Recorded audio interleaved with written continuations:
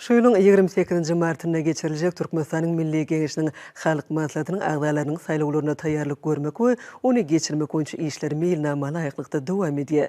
Bu möhüm syýasy çäre münasibetli Milli Geňeşiň halk maslahatyny agdalygy bellige alynan dalaşgärler, saýlawçylar welaýetleň Aşgabat şäheriniň halk maslahatlarynyň agdalary bilen duşuklaryna başladylar.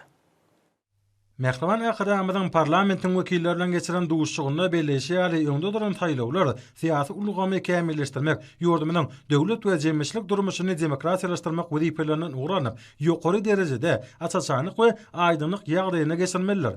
Bu mögseme ýokary guramaçylykly we milli demokratik ýolgulary laýyklykda açyklyk, aýanyk ýagdaýyna geçirmek maksady bilen ähli dalaşgärleri öz maksatnamalaryny halk maslahatlarynyň agdalaryna wagt etmekde, deň şertleriň döredilýäni bellemek gerek. Türkmenistanyň Milli Geňeşiniň halk maslahatynyň agdalygyna dalaşgärleriň maglumatlary metbuatda çap edildi. Şeýle-de saýlawlar baradaky maglumatlar Habarlar Merkezi Saýlaw topunyň saýtyna ýerler ýerleşdirilýär. Ahal Balkan welaýetlerine kimde Aşgabat şäherine geçirilen duşuklarda saýlawçylar dalaşgärleriň anandan adamlarynyň çykyşlary arkaly olaryň terjime haly bilen giňden tanıştyrylýar. Duşuň dowamyna dalaşgärler öz maksatnamalaryny bilen giň işlerini tanıştyrýarlar.